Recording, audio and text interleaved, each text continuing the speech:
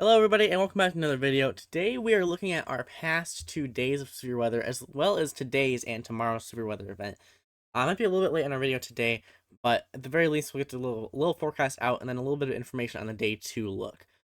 So first I want to look at the last 2 days of severe weather. That was 22nd and the 23rd. This is our storm report for the 22nd. Now I made a video on the event going on the 22nd, but I didn't really look enough at the day 2 at that time, which was in the northeast for the day afterwards. We ended up seeing a 10% region for tornadoes as well as a 30% region for wind up here in Vermont, New Hampshire, and basically New England, which is very rare. Does not happen. We did see that. We also saw our first tornado watch of the year, I believe, for up there as well. So, for the most part, with our event on the 22nd, my forecast for the most part was actually very accurate, which I'm very happy about. We had our 5% tornado region, which I was predicting right around this vicinity. However, regarding the wind damage, I did not look at enough different models, which is something I'm going to keep trying to improve on. I mostly look at the NAM short range NAM, which is the NAM NST, and that showed a bow echo. However, the HRRR model showed more of a clustered mode with localized wind possible along this region, which is what happened, and that was more accurate. So I should have looked more at the different models. I will say my view on Michigan being a little bit under or overrated was correct, which I'm very happy about as well. Regarding the day after, I do wish I had more time to put together a good community post, but unfortunately I was very short on time. I kind of just threw it out there and put it on the community post tab. So if you saw that, that is what was about. Most of the information was already on the SPC page anyway. Regarding that event, the main risk I thought was actually tornadoes, but it was more so wind. Definitely we saw here, right? Connecticut is blasted by a lot of wind reports. This is 200, yeah, over 200 storm reports for that day. And a lot of these are confined to the New England region with at least one confirmed tornado. This is a website called Tornado HQ. This shows active weather warnings. This was past warnings here. So you can see this was basically, I believe, almost all of these were from that day. We had, I believe, our storm near Manchester, New Hampshire. That was our main cell, and that's what created our tornadoes. But there were a few little clustered storms here. I'll look at the HRRR runs and the RAP runs for that day as well. But these were a few localized severe weather threats, as well as one over here in Pittsburgh. I remember there were a few little tornado warnings over here as well. That was something to keep in mind. And that was also interesting to see that day. Although at this point right now, I don't think we saw any confirmed tornadoes in those regions. So here is our RAP model. This is actually a past RAP model. This is from that same day, the June 22nd. You can see a little trough over there, shortwave trough here over like Illinois and Wisconsin. That was what was forcing those storms. I believe there were some very intense tornadoes, not extremely intense, but for the most part, EF1s, EF2s, and maybe an EF3 that might be upgraded. I'm not sure yet. We're looking at those in the northeast. This is going to be 12Z. So what happened was our little surface low that we had the day before, that was over here in the Wisconsin vicinity. That ended up moving over here into kind of in the Ontario region, but this ended up creating a lot of forcing for New York and the England region. As it moves to the east as well, we saw a lot of good moisture in this region here. Here's at 12Z. You're already seeing 70s dew points reaching in New York. As the day went on, you saw more, better moisture from the Atlantic Ocean moving up here. For the most part, fairly widespread mid 60s to mid 70s dew points along all of this. And that was leading to a very nice, moist atmosphere that would help for storms. Not to mention, there's a lot of the topography in this region is very mountainous. So there are these localized areas of convergence, which you can see here. You can see here, right along this line, there's kind of a good amount of convergence that maintains itself for a while. There's a few areas right here, there's good convergence, and I believe right here as well. This is a pretty nice region of convergence that helped, actually, I'm pretty sure helped initiate that Manchester storm that did spawn our one tornado that was reported. Right there near Cheshire, I believe that is pretty close to Manchester, we saw on the map. Yeah, so there's, I believe it's down here. Let me see if I can zoom in here real quick. It's Manchester, and I believe Cheshire is somewhere around the vicinity. I can't see it on here at the moment, but for the most part, this is around that same area. You can still look in the map. There's New Hampshire, and that is where we saw those storms, right outside of that convergence boundary right here. And that was kind of a locally produced storm right there. Wind damage was definitely a cause. Looking at Cape is important here. We didn't see too much Cape happen here. However, an important part was that 3 Cape was very prominent. You can see here for the most part along all of this. Let me actually take a later wrap run, just so you can see a little further ahead as well. Over this whole region, we're seeing at least 100 joules per kilogram for the most part over all of this throughout the day.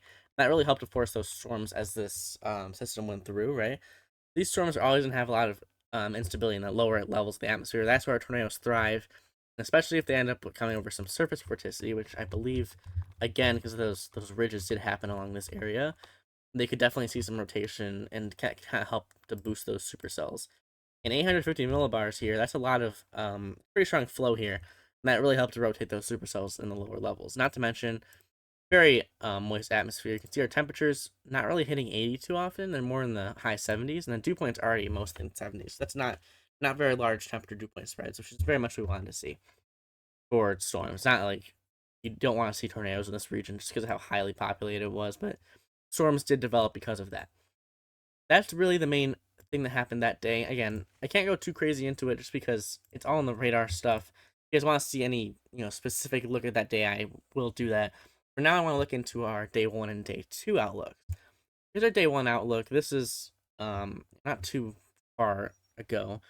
A 3% hatched wind region, a little 15% up here in Minnesota for hail, and a 5% tornado region over Wisconsin. Although I believe that strong tornadoes were possible, it's more of a conditional threat. For that, I'll be looking at, again, the RAP model. I always like the RAP model. The NAM should show something very similar, however. Here's our 500 millibar level. Let's get more recent runs. 218Z NAM, that's recent as we get. And I don't want to go too crazy. When you're short range like this, usually I like to look at the RAP model. But the NAM should show something pretty similar. 500 millibar level, you kind of have that trough from the day before. However, there's a little embedded shortwave at the 700 millibar level we can see. Let's zoom in here in Northern Great Plains. You can see that little kink in the flow right here. That's indicating our shortwave, and that will move on to the east. You can see it's still there. A little bit convectively enhanced and messed up here, but for the most part, you can see that shortwave as it moves through. The RAP model shows for something very similar. Here's 700 millibars again, and there's a more well-defined shortwave again. Kinks in the flow and that little rotation, little shortwave trough there that should help force those storms. Not to mention, the Cape is basically through the roof right now. Here is a mean layer Cape, and this is exceeding 5,000. Some of these even have 6,000 joules per kilogram in this little vicinity right here. So Cape should not really be an issue with these storms. Look at the HRRR run as well, because we're getting everything together. Again, lots of Cape right there.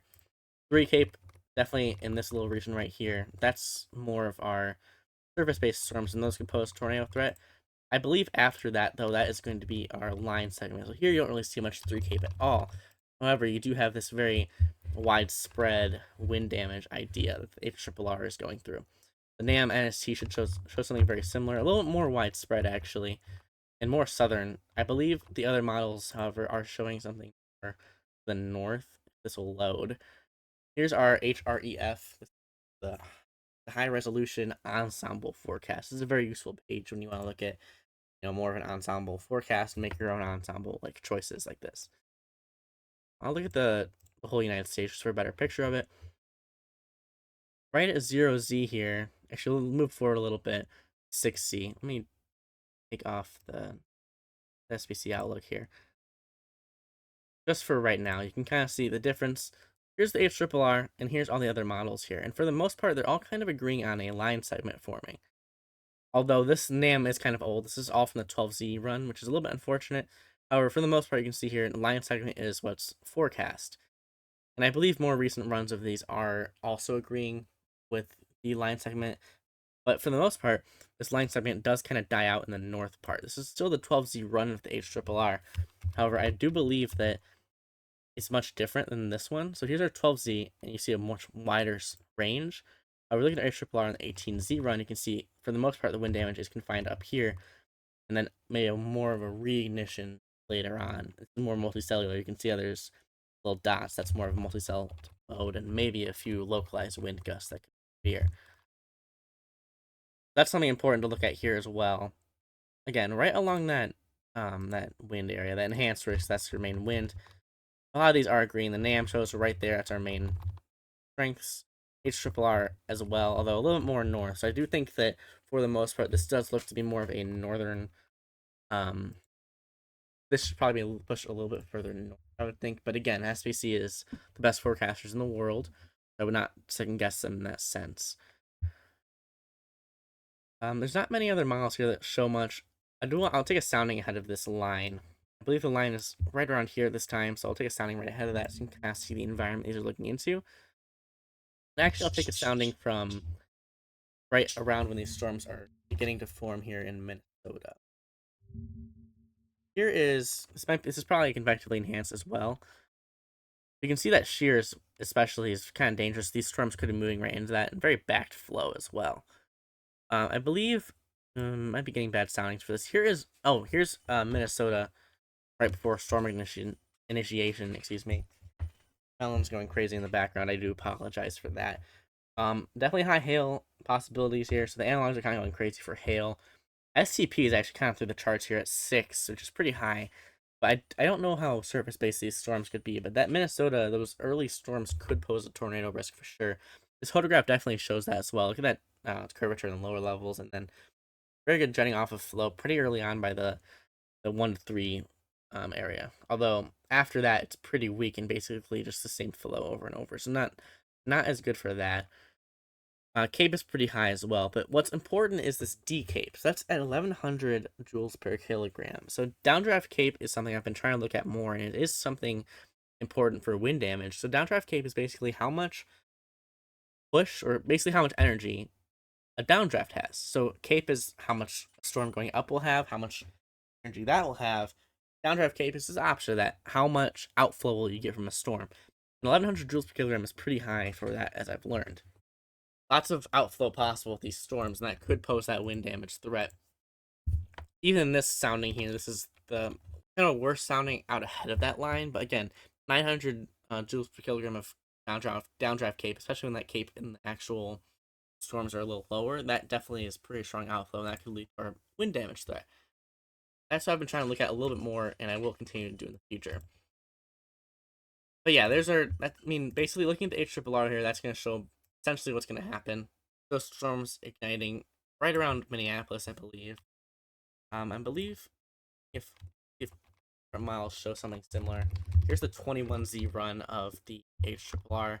Same thing is a more northern option for storms. So if we remember our current forecast is a more southern mode with wind damage here, but according to the HRRR, you aren't going to see as much destabilization, especially the wind looks more. So that's something to keep in mind. And we might see that change in the 1Z outlook as well. So that will be interesting to see. But again, for the most part, early initiation here, and a little bit of initiation even here in the north, kind of in like Canada even. So this could be some hail as well. I believe that is right in the slight risk. That's our hail. Kind of extending into Canada as well. Hail in those northern storms, and then right here also hail, and as those become more outflow dominant, that becomes more of a wind threat. This moves south, also to the east as well, so maybe Michigan can get a little bit of a front of this as well.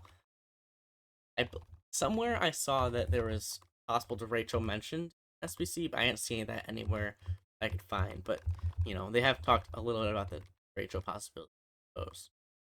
After that, now we're in day 2's outlook, which is a slight risk, basically based on hail. Sorry, it's mostly on wind and a little bit on hail in this Nebraska region. I'll look at that in a second. And kind of a broad 2% just for storms that might be able to rotate. The issue with this, however, is there's not much certainty, and the SBC has explicitly mentioned this. Overall forecast confidence for the most likely outcome tomorrow is low, with large spread and potential scenarios remaining evident. We can look at this by looking at the ensemble forecast viewer. Look at 12Z here. Right, 13Z, I guess. You look at the differences between every single model, right? For the most part, let me actually zoom in quick. The Midwest sector. Yeah, right here. Here's Midwest sector. We'll look at 15Z. This is a pretty good example of this I saw earlier. Here's HRRR. Here's this model. You can see the differences in every single model. They're not very well defined, and for the most part, they understand there's remnants of the morning storms going on here. You can see a little bit of a Boeing line for all of these right here. After that, not much. I mean, here, go forward 15Z already. It's already kind of messy. For another 3 hours.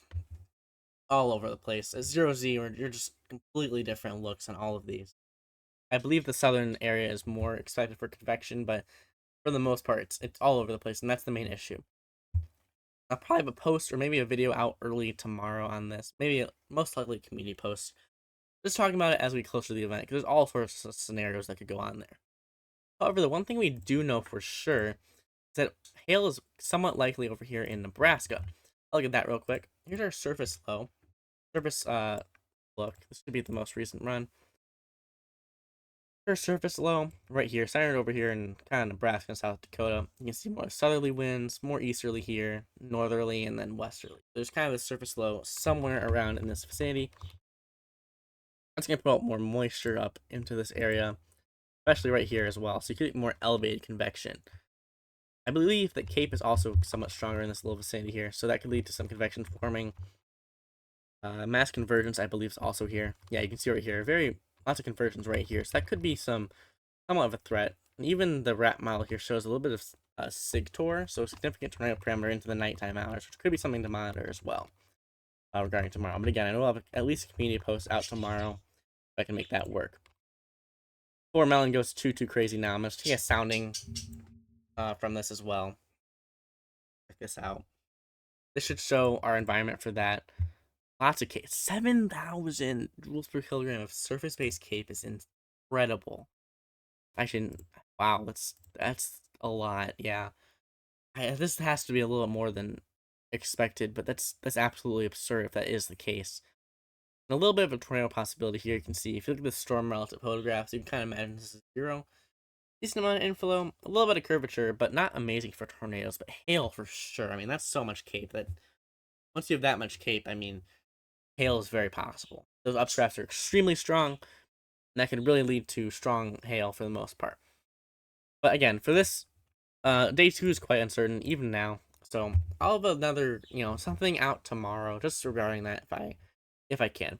So yeah, for the most part, I think I want to start heading this channel a little more to looking back on past forecasts, at least for right now, just to kind of understand them a little better. Again, I did have a nice one the other day, but there were some issues with it, so I want to keep doing that to improve. And if you'd like to see more information about the Northeast stuff, let me know. I can do that myself. I can look more in depth, especially right now because we have the models still. So with that, thank you for watching. I will see you in the next video.